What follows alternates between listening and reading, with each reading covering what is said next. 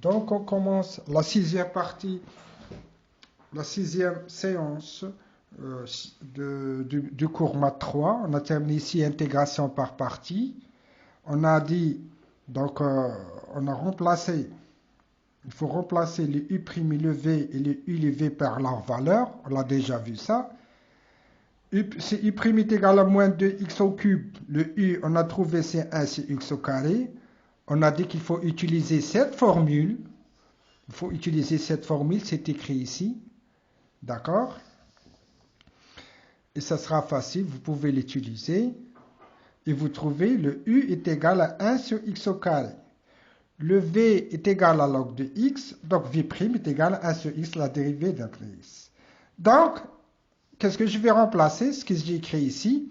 L'intégrale de U'V, à quoi est égal UV moins l'intégrale de UV'. L'intégrale de U'V.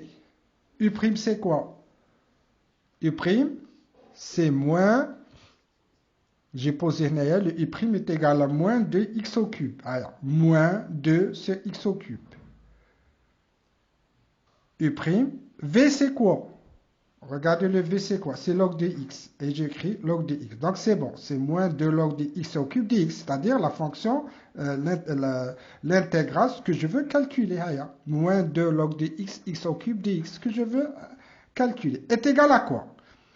Est égal, j'ai écrit ici, c'est UV moins l'intégrale UV'.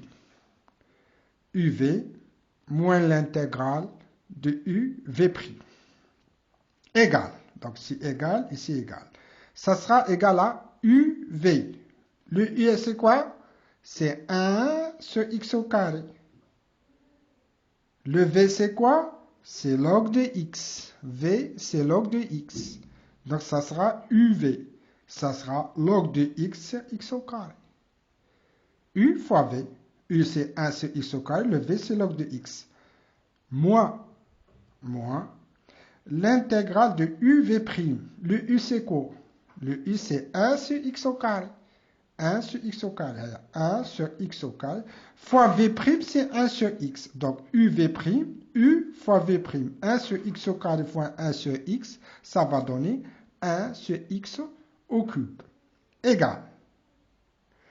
C'est log de x sur x au carré. Ah, l'intégrale de 1 sur x au cube de x. On va utiliser toujours cette formule. Regardez là. C'est l'intégrale de x, x à la puissance n est égal à moins 1 sur n moins 1, x à la puissance n moins 1. Il suffit de remplacer le petit n par 3. Et vous trouvez moins 1 sur 3 moins 1, c'est 2x au carré, 3 moins 1. On l'a déjà vu, Ça va donner, si vous trouvez, plus 1 sur 2x au cube. X au carré. Très bien.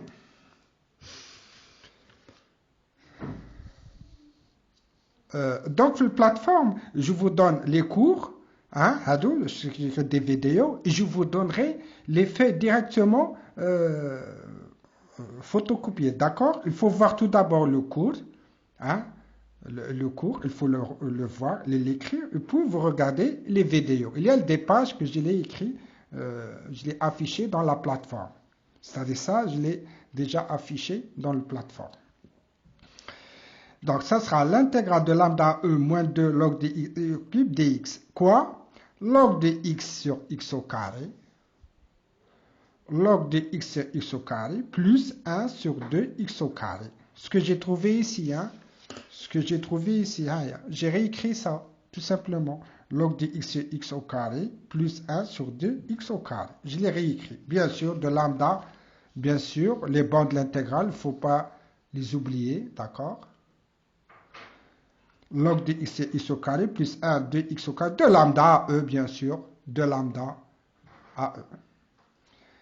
Je remplace les x par e tout d'abord, ça sera log de e sur e au carré, log de e c'est 1, donc ça sera 1 sur e au carré, plus, et je remplace x par e, ça sera 1 sur 2 e au carré, 1 sur 2 e au carré, c'est facile, j'ai remplacé x par e, l'exponentielle, e, moins, et je remplace le x par lambda. Ça sera log de lambda sur lambda au carré, log de lambda sur lambda au carré, je remplace x par ce lambda, plus 1 sur 2 lambda au carré, égal. Là, c'est facile. 1 sur e au carré plus 1 sur 2 au carré, c'est quoi? C'est 3 sur 2. 2 fois e au carré. 2 fois e au carré. Moins. Et d'ailleurs, ça sera 2 lambda au carré, dénominateur commun. Je l'écris ici. 2 lambda au carré, dénominateur commun. Et j'écris, ça sera 2 log de lambda plus 1. 2 log de lambda plus 1. Maintenant, il me reste à calculer la limite. La limite, c'est lambda tend vers quoi? De 0 supérieur. Pourquoi j'ai écrit lambda tend vers la limite de tout ça? C'est lambda tend vers 0 de valeur supérieure. Ah, parce que, qu'est-ce que j'ai fait ici? J'ai remplacé le 0 par quoi? Par lambda.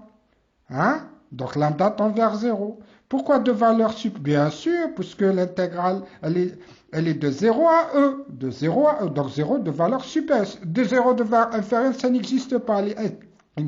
L'intégrale, elle est définie de 0 à e.